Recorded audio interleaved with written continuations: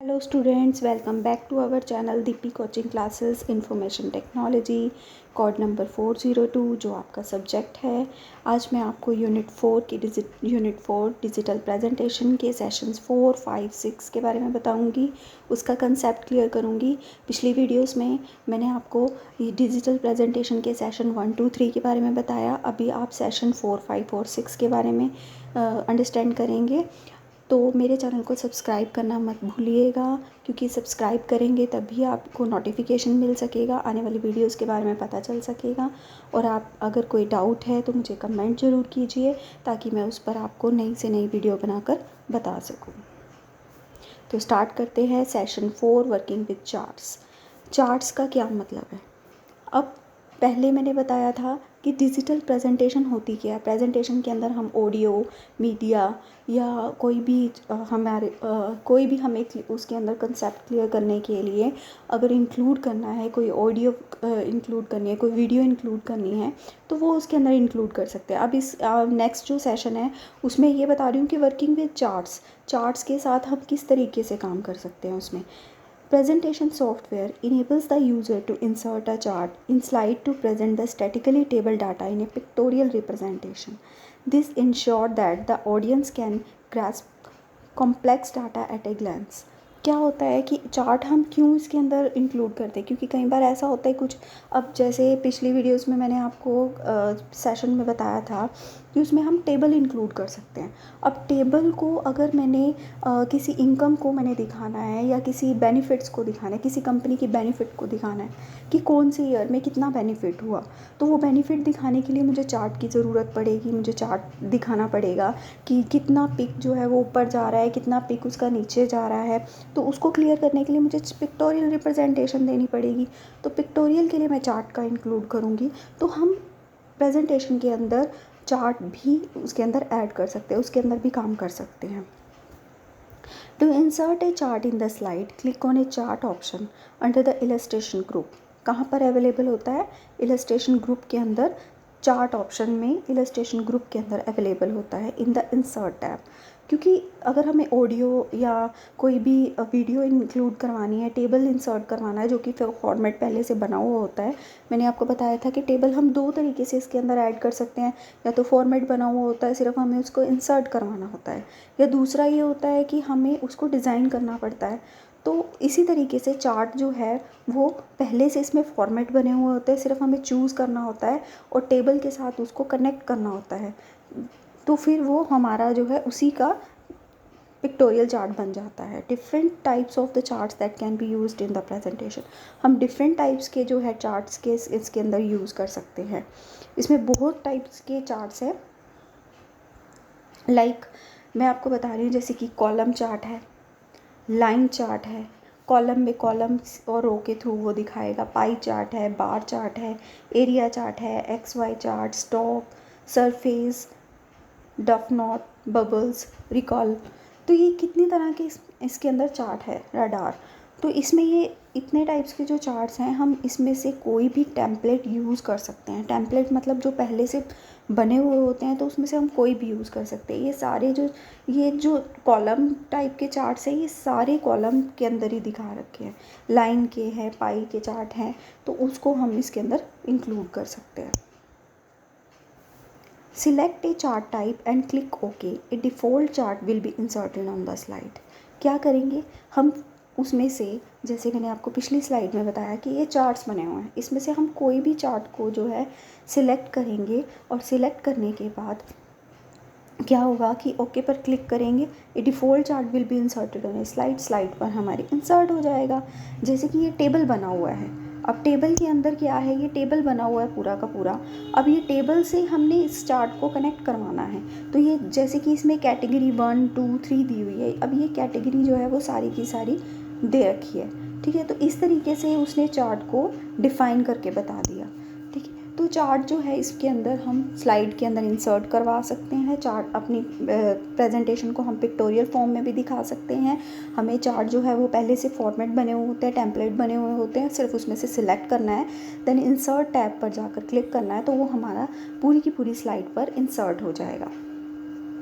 Next है, जैसे इसमें दिखा रखा है फॉर एग्ज़ाम्पल के लिए अरुण, जॉन, जैकब, सलीम, इनके 4 पर्सन्स के नेम बताया हुआ है। डे 1 की इनकी सेविंग क्या है, डे 2 की सेविंग क्या है और डे 3 की सेविंग क्या है। अब 3 तरह की अलग अलग कैटेगरीज उन्होंने बताई हैं, डे 1 सेविंग, डे 2 और डे 3। डे 1 सेविंग को ब्लू कलर में दिखाया हुआ, डे 2 को रेड कलर में और डे 3 को ग्रीन कलर से। अब उन्होंने इसका एक पिक्टोरियल रिप्रेजेंटेशन उन्होंने बता दी है। पिक्टोरियल में उन्होंने बताया कि जो 100 वाले हैं, 200, 300, 800 तक मिनिमम मैक्सिमम उनकी जो है सेविंग है। तो उसको ये सारी की सारी सेविंग को उन्होंने इस तरीके से दिखा दिया है। तो ये इसका एक टेबल था, इस टेबल को उन्होंने इस फॉर्म में इंसर्ट करवा दिया। तो इस तरह से हम जो है इसके अंदर चार्ट को इंसर्ट करवा सकते हैं, किसी भी टेबल को इंसर्ट करवा सकते हैं। Some basic guidelines for create a chart. Chart अगर हमें क्रिएट करना है तो उसकी कुछ गाइडलाइंस हैं कि हमें किस तरह से चार्ट जो है वो क्रिएट करना है। फर्स्ट है convey the 1 message per chat, make the message the heading. Convey 1 message per chat, make the message the heading. हमें ओनली 1 मैसेज को ही कन्वे करना है, उसके अंदर ज़्यादा मैसेजेस को इंक्लूड नहीं करना है। Make the chart easy to read, हमें चार्ट इस तरीके से बनाना है कि वो ईजिली हम उसे रीड कर सकें। The X and Y axes and the label the lines, bar, pie, wedges, make the most important text largest, the most important data lines and the section darkest. जो हमें हाईलाइट करनी है चीज़ों को तो उनको सेक्शन को हम अलग से डार्केस्ट करके दिखाएंगे। थर्ड है make the bars and the columns wider than the space between them.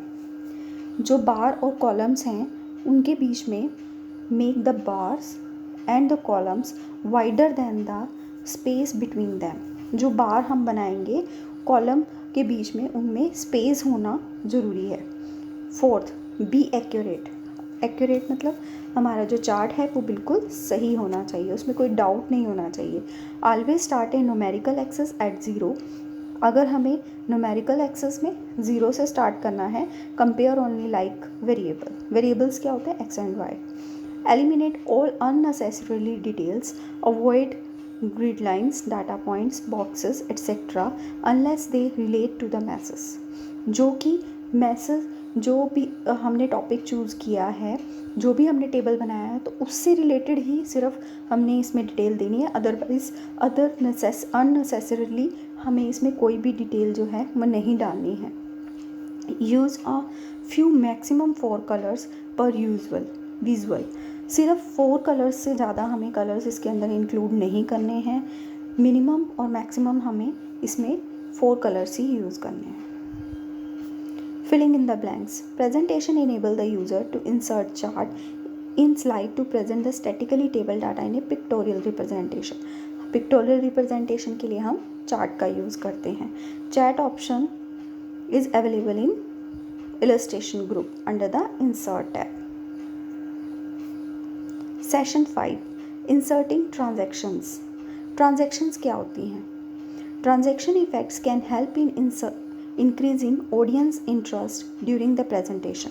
अब जैसे मैं आपको ये बनाकर दिखा रही हूँ, जिसमें मैं आपको समझा रही हूँ चैप्टर के बारे में, वो मैंने स्लाइड्स ही बनाई हुई हैं और ये मैंने पावर पॉइंट प्रेजेंटेशन के अंदर ही बनाई हुई हैं। ये पावर पॉइंट प्रेजेंटेशन में मैं इसमें ट्रांजैक्शंस भी इंक्लूड कर सकती हूँ। ट्रांजैक्शन क्या होती हैं कि सामने वाले को, जो हमारी ऑडियंस है, जो हमारी प्रेजेंटेशन देख रहा है, तो उसको जो है उस पर अलग से इफ़ेक्ट डालती हैं। उनको जो है देखने में इंटरेस्ट आता है। जैसे कि अब पिछली जो है सेशन में बताया कि उसमें ऑडियो ऐड कर सकते हैं, उसमें वीडियोस ऐड कर सकते हैं, चार्ट इंक्लूड कर सकते हैं, टेबल इंक्लूड कर सकते हैं। तो जितना हो सके हम सामने वाले को इंटरेस्ट कर उसके अंदर जितना वो इंटरेस्ट हमारी प्रेजेंटेशन के अंदर दिखाएगा उतना ही हम सामने वाले को अंडरस्टैंड करवा सकते हैं। तो अगर हमें अपनी प्रेजेंटेशंस के अंदर इंटरेस्ट इंक्लूड करवाना है तो उसके लिए हम ट्रांजैक्शन भी इसके अंदर ऐड कर सकते हैं। Slide transaction is a visual motion when one slide change to the next during the presentation. जब प्रेजेंटेशन चल रहा है तो एक स्लाइड के बाद जब दूसरी स्लाइड आ रही है तो उसके लिए हम कुछ ट्रांजैक्शंस का यूज़ करेंगे। By default, one slide simply replaces the previous one on the screen, just like a slideshow or photograph would change from the one to the next.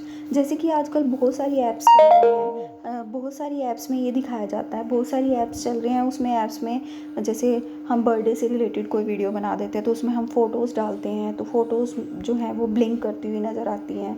बहुत सी फ़ोटोज़ हैं जिसमें अलग अलग तरह का पैटर्न बने हुए आते हैं, तो वो पैटर्न उसके अंदर इंक्लूड कर सकते हैं हम, एनिमेशन उसके अंदर लगा सकते हैं, मूविंग उसमें इंक्लूड कर सकते हैं। तो वो सभी जो है ट्रांजैक्शन के अंदर, प्रेजेंटेशन के अंदर भी हम अवेलेबल हैं। Most presentation software provide the many different transaction effects.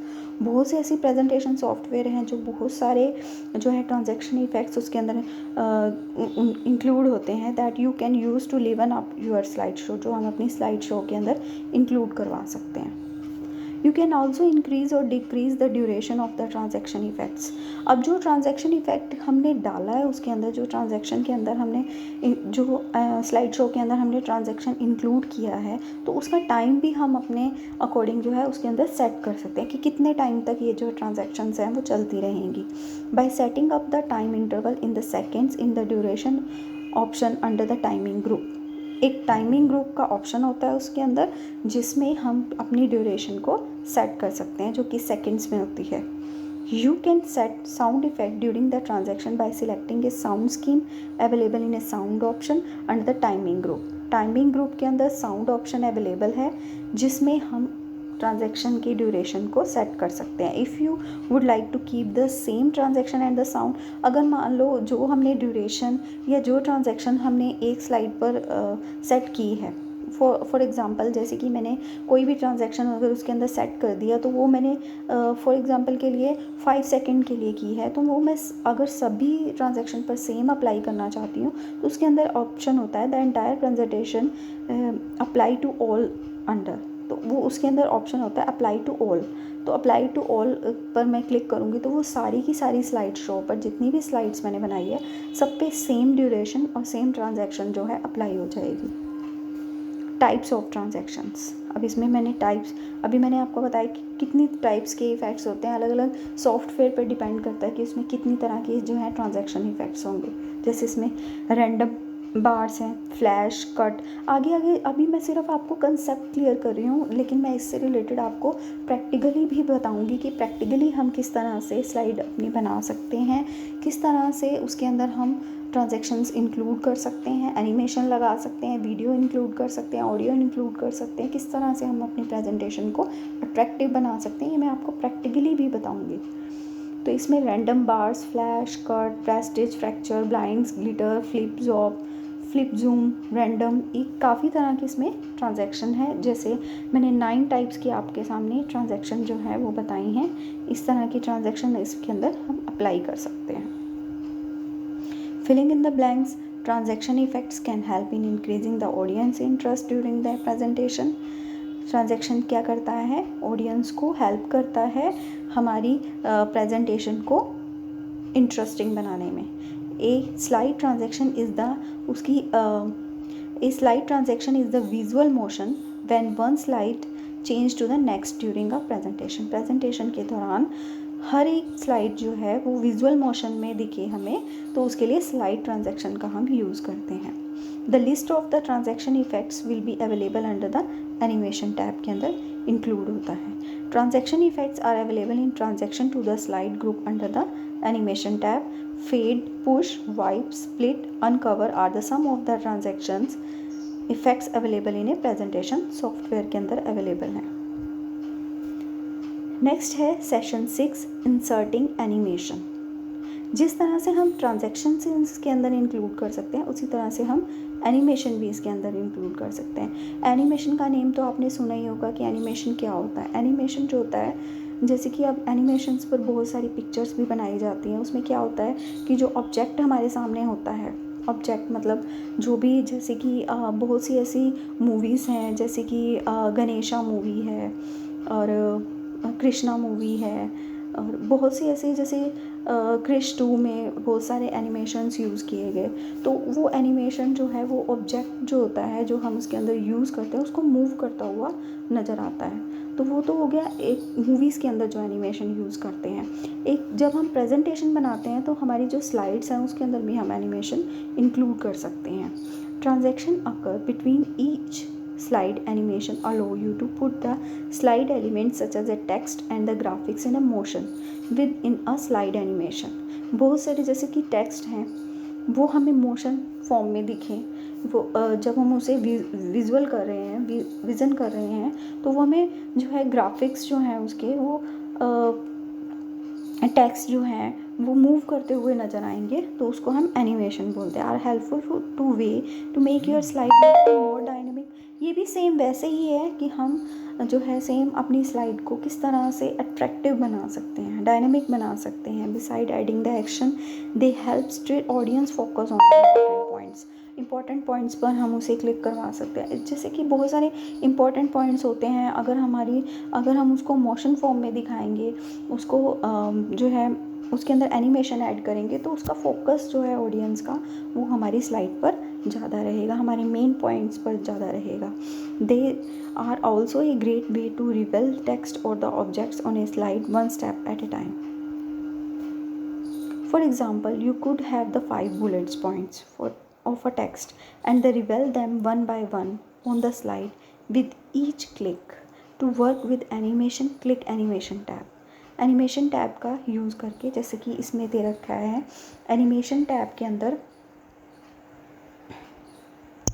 ये एनिमेशन टैब है।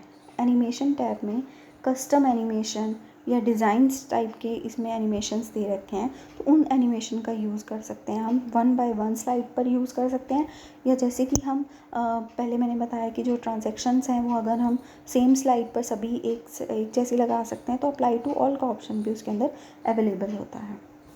एनिमेशन के टाइप्स हैं, जैसे कुछ दे रखे हैं fade, wipe, fly on and the custom animation. ये 4 तरह के इसके अंदर एनिमेशन दे रखे हैं, और अगर हमें एनिमेशन को नहीं लेना है तो इसके अंदर नो एनिमेशन का भी एक ऑप्शन होता है। Effective uses of animation effects. To summarize the effective uses of animation effects, number 1, help focus audience attention on information. जो भी इंफॉर्मेशन हम ऑडियंस को देना चाहते हैं तो वो उस पर फोकस करने में हेल्प करता है। Control the flow of the information while explaining a diagram.